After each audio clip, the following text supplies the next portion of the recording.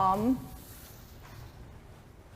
psalm of comfort for times that feel like dark valleys.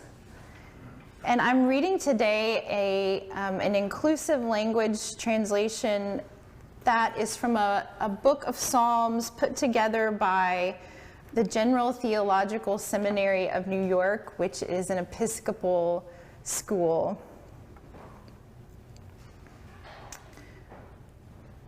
The Lord is my shepherd.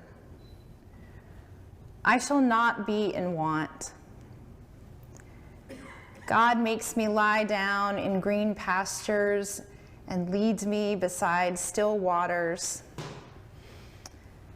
You revive my soul, O God, and guide me along right pathways for your name's sake.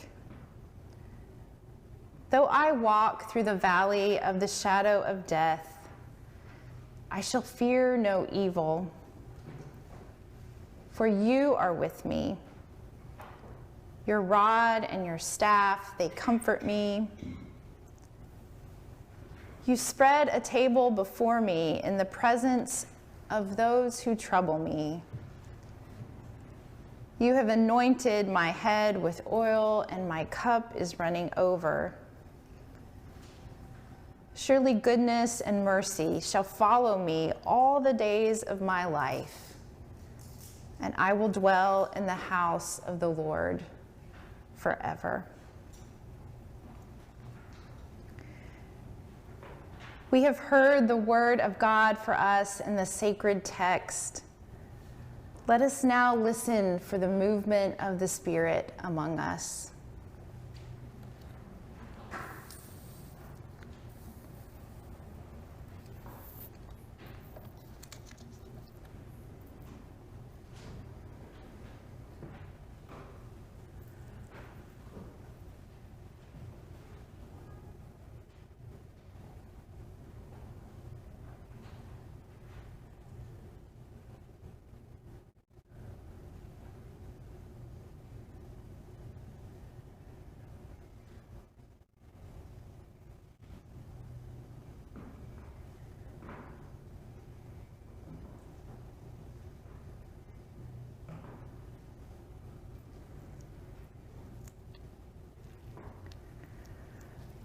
Word and words, O God, help us to hear the one among the many.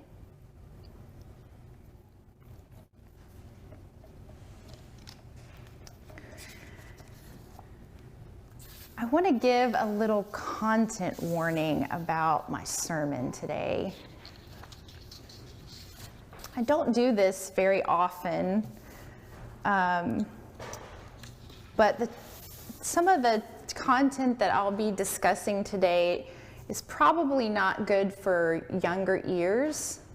So we're asking that our elementary kids and younger stay in the childcare today. I also want to mention that I'll make mention of some violence in my sermon, not in explicit detail, but it's the kind of thing that if you've experienced the thing that I reference, you might feel some triggering or discomfort. And so I just want to give a little warning about that before I launch into it, so that you can do what you need to do to take care of yourself.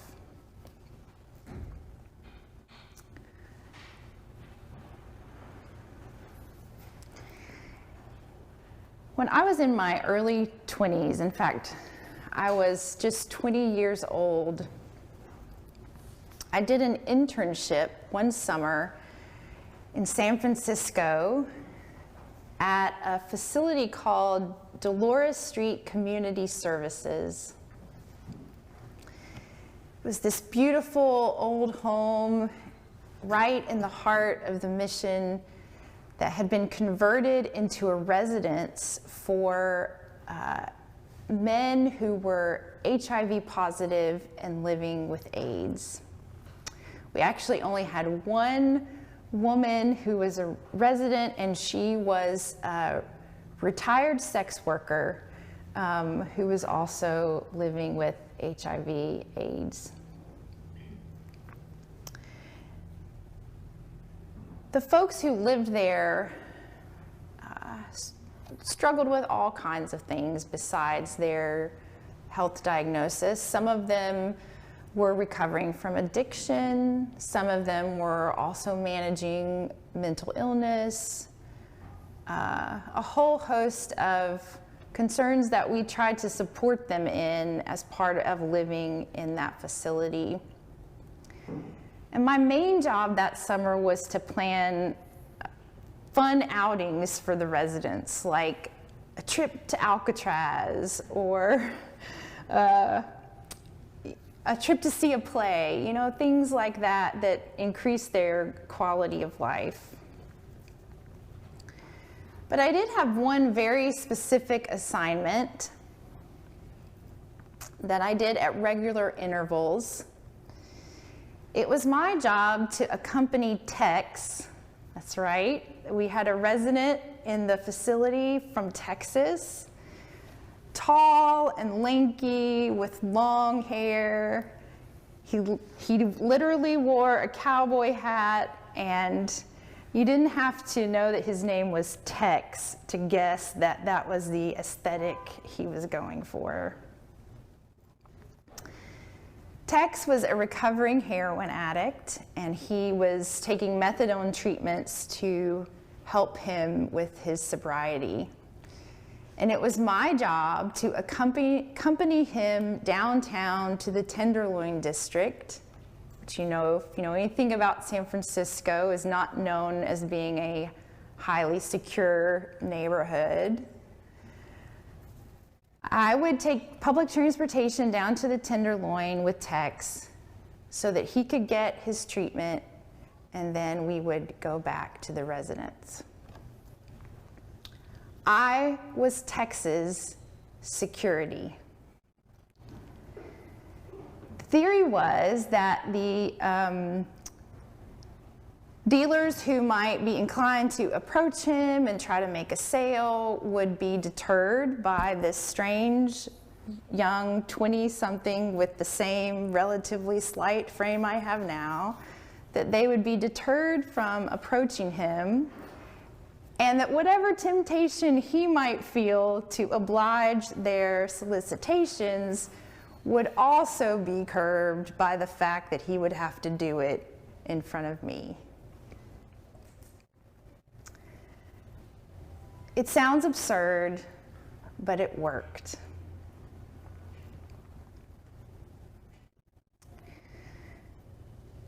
Also in my early 20s, I spent some time as a mental health case manager in downtown Cincinnati, Ohio. Although Ohio's mental health support networks were stronger and more developed than what we see in Texas, we were often still understaffed and overextended, so that at one point I had something like 80 to 90 severely mentally ill adults on my caseload. Something occurred within that period that our agency could have had some liability in, and luckily it didn't go as badly as it could. But one of my clients held 2 mental health workers in her home at knife point. These were trained mental health workers that went out in pairs as part of a mobile mental health unit. So they were highly skilled at de-escalating situations, and of course there were very prescribed protocols about what to do if they found themselves in danger. Luckily, Wanda didn't hurt them, and Wanda spent about 3 months in inpatient mental health treatment. During that time, I visited her, and when she was released, I picked her up from the hospital and took her home Funny story, she needed help getting her pantyhose up, and she asked me if I would help. Total violation of professional boundaries, but I did because there was something in the back of my mind that wondered what would happen if Wanda held me at knife point.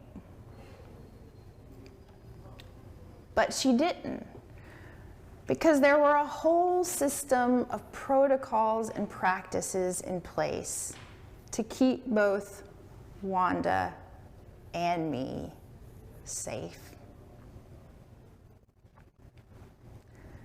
When I worked at the National Domestic Violence Hotline, our facility was at an undisclosed location because occasionally someone who had been abusing one of our callers would threaten violence to the hotline staff themselves.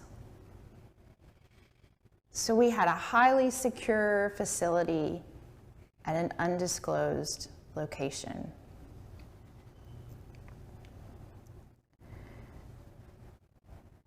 There are some churches that have been having on-site security for years, decades even. University Baptist Church is one of those because they have had threats on and off to their church for their stance being an open and affirming Baptist church. It's usually just one off-duty law enforcement officer, but their ushers and deacons are also trained to think about what would happen if someone came to the church with a gun or there were hostile protesters outside one Sunday during worship. When I was there doing their interim pastorate work, occasionally I would receive threatening messages for the reproductive justice work that I've been involved with. Nothing as severe as a threat on my life, but it always made me feel safer knowing that I could be bold about my public witness because my congregation had my back.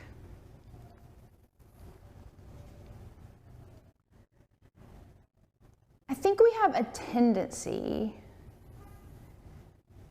to think about security as a barrier to hospitality, something that is an impediment to a sense of both welcome and freedom.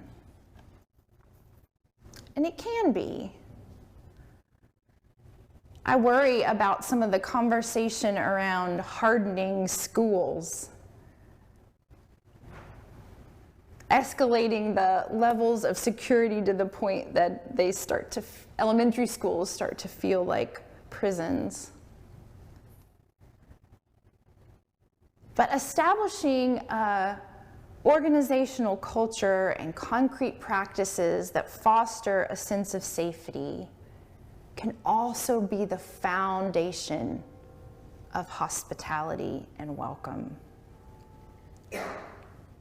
And security doesn't always mean law enforcement or guns or physical barriers. It means that there is someone or someones assigned to pay attention to the bodily well-being of our congregation and to reinforce whatever boundaries we establish to keep us safe. Just like it was my job to do with Tex.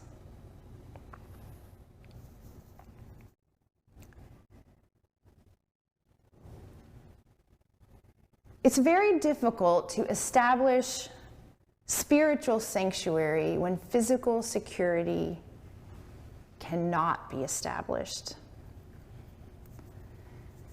This is the dilemma we've been coming up against really all year in our congregation, but especially these past few months. At this point in the sermon, I'm going to be talking about some things that are really particular to our congregation in this moment, but I hope that there'll be some principles within that anyone listening could apply to their own communities. We've been having security issues here lately, and it's not just us. The whole neighborhood of West Campus, but particularly this end of it, and areas along this end of the drag have been having security issues. There's no one single factor, but we can surmise that it is the coming together of the housing crisis in our city, with inadequate mental health services, with the chaos of 2 years of pandemic, and a general volatility on the street that I think you and I mostly see on the highways with people and their increased road rage or impatience at the grocery store. Those who make their homes on the streets are seeing that in particular ways too. It's been part of the sacred story of this congregation that we are a church committed to serving the unhoused, even when that has not been popular.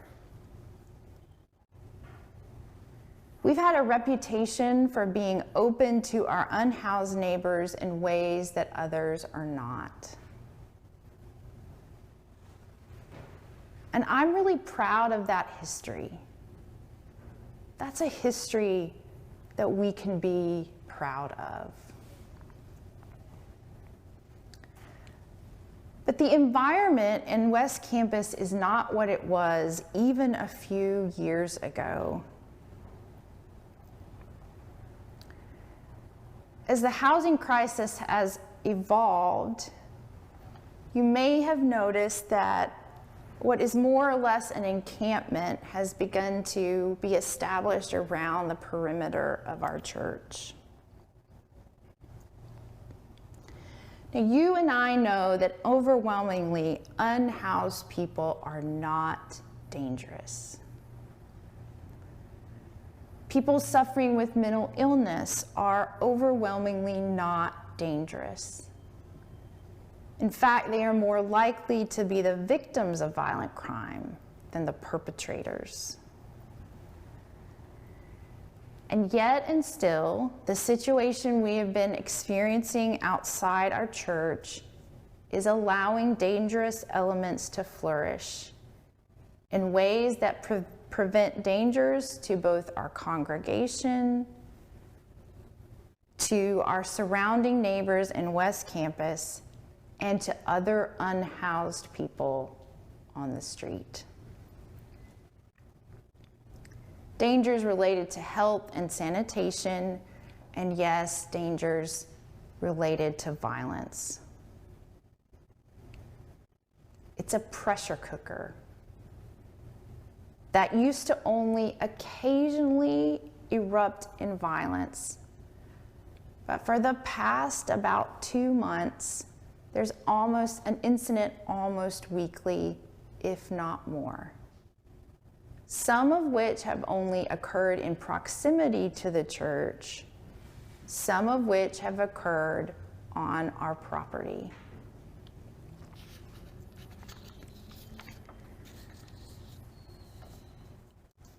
Unfortunately,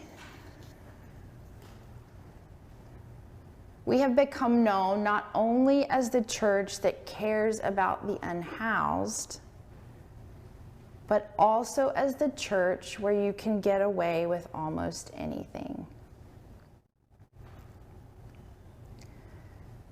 There are some things that have become normalized around our property that are not normal, even for congregations that regularly serve unhoused populations.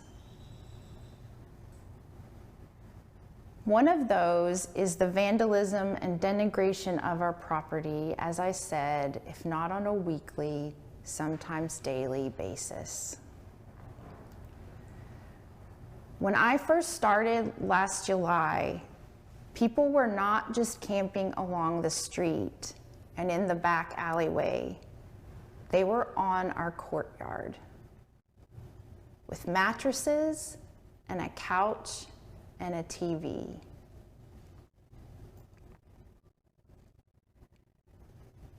Through the efforts of our staff, with the support of our trustees, we worked for about 6 months to set a clearer boundary that there would be no camping on our property for any reason. This is something that the church has been ambivalent about historically. And when it's just 1 or 2 people occasionally sleeping on the porch who are just trying to get by and clean up after themselves when they go, it's sustainable. But when it's 12 people, some of whom are dealing drugs, possibly engaged in prostitution, it's not okay.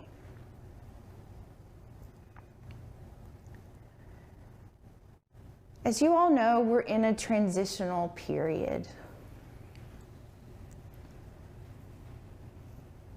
The 3 big questions that we're called to wrestle with in this period are, who are we? Who are our neighbors? What is God calling us to do? We've been engaging these questions in our discernment conversations after church and in our conversations about building redevelopment. And to a large extent, they're exciting. They're about a hopeful future and a great deal of potential. But the transitional period is also about holding up a mirror to ourselves and asking us hard questions like, what patterns have we gotten into that no longer serve us? What stories have we been telling ourselves that no longer hold true?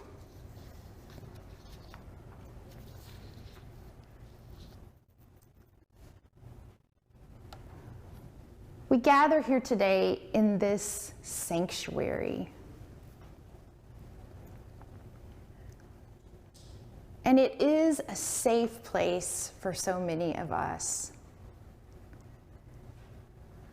And we confess that we feel called to be a sanctuary for so many people in our society who are looking for a place of welcome and hospitality. We've also been saying that we are a congregation committed to family ministry. And if we hold up that mirror today and are honest with ourselves, we have to say that the current conditions around our church present a number of real risks to children. We have to say that it is not a consistently safe environment for staff. The volatile situation around our block presents challenges to hosting things like the wonderful Texas Strings camps that have been here over the past 2 weeks. We had more than one security incident in the 2 weeks they occupied our space. One of those involved an individual with a criminal history of public indecency and assault. That's not okay.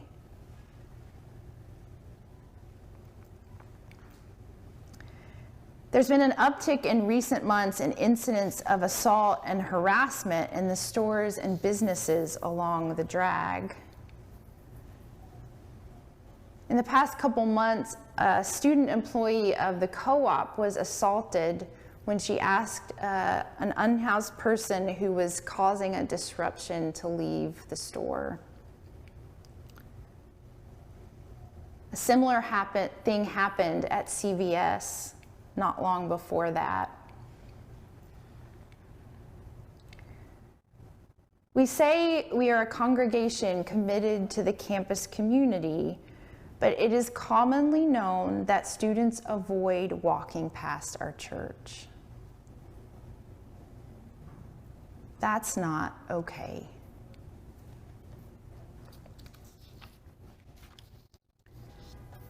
Beyond the risk to ourselves and our other campus neighbors, the encampment also creates safety and sanitation issues for the street youth ministry that we house. When I started last July, Terry Cole, the director of Street Youth Ministry, reported that a street youth had been sexually assaulted on our third floor balcony. I have no way to confirm that, but it's not a story that I would imagine someone would make up. Well, the entrance and alley beside Street Youth Ministry becomes too crowded and the folks in the street are uncooperative or belligerent when Terry asked them to vacate the premises.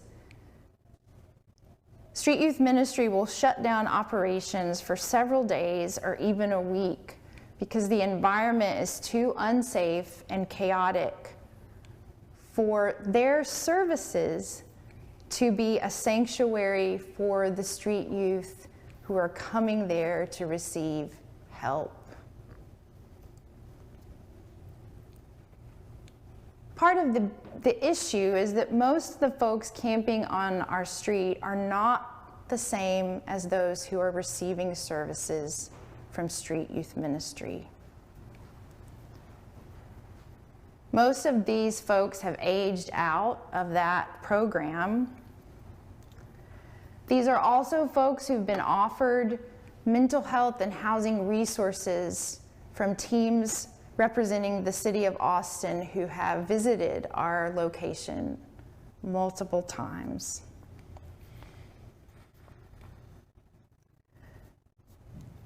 Personally, I don't hold a lot of moral judgment against the folks sitting out on the sidewalk. Many of them struggle with addiction, and if you know anything about addiction, recovery can only happen when people are ready to get well. I don't have moral judgment about that, but I have concern about the consequences that using on and around our property creates in the neighborhood.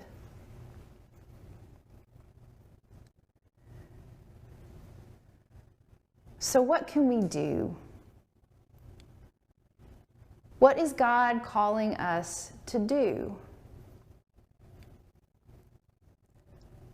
Well, let me tell you a few things that we have done and are working on. The trustees, as you have probably noticed, have provided for an unarmed security officer to be with us on Sundays. Just as of this past week, we're working on trying to find an affordable way to do that during the week to provide more support for the staff who are working in the building. The trustees are investigating some structural changes to our facilities that would perhaps provide some deterrent to people camping around the space. You may know that for a long time we've purposefully added a water access to the street to allow people that were coming and going to fill up their water bottles or clean themselves up a bit. All the stakeholders we've talked to have advised us that that's contributing to the issues. So we're looking at ways to disconnect that resource.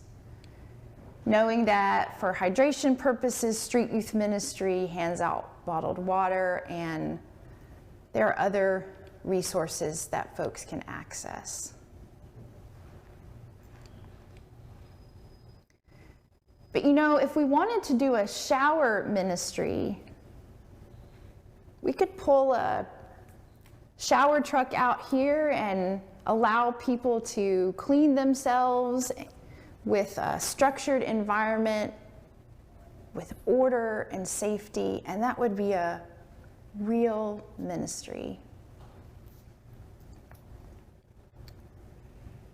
We could invest more in mental health services in our communities. I remember Lynn saying a few weeks ago in one of our discernment conversations that she thought mental health should be a centerpiece of our mission going forward.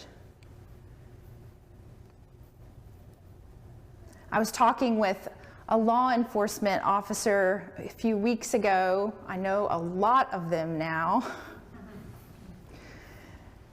And he said, you know, the state of Texas never funds mental health or education, the two things that would be most effective at reducing rates of recidivism.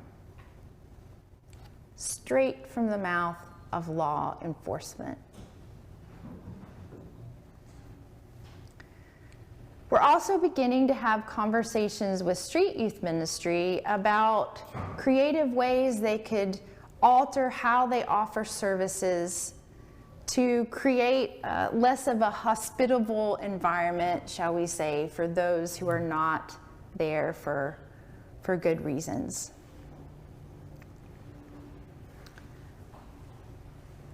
Thanks to several meetings with APD and UTPD and our community neighbors, the city of Austin has also sent a few of their resources in recent weeks. Austin Energy has been working on improving the lighting in this part of West Campus and cutting back trees to increase visibility.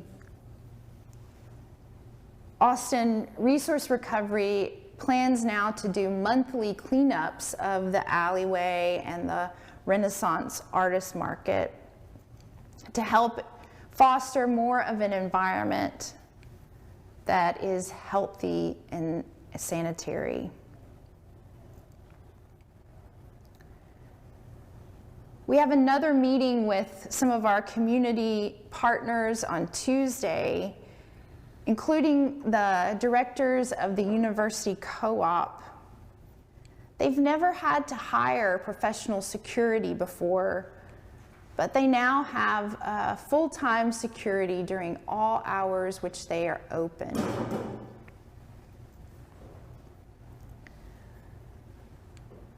I know I'm going on a bit long today.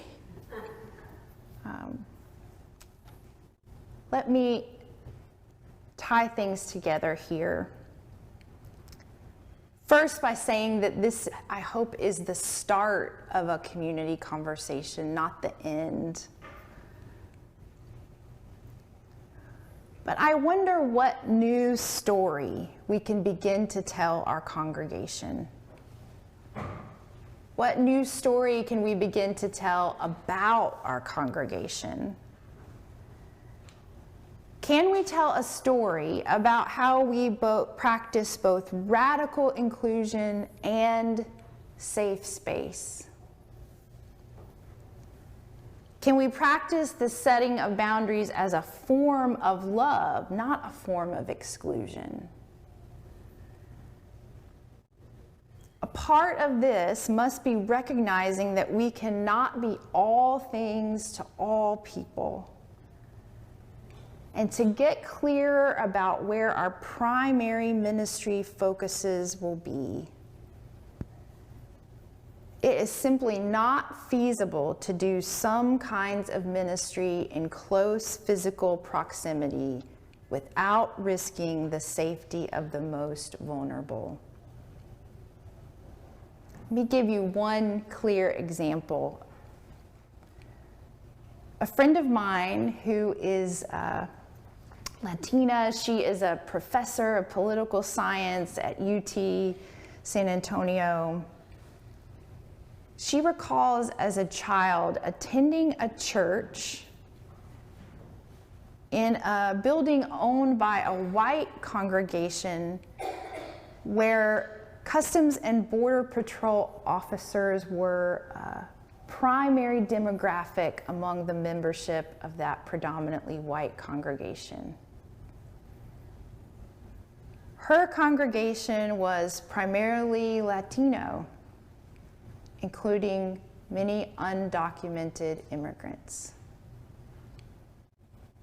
One of her primary memories of that experience is that she never felt safe.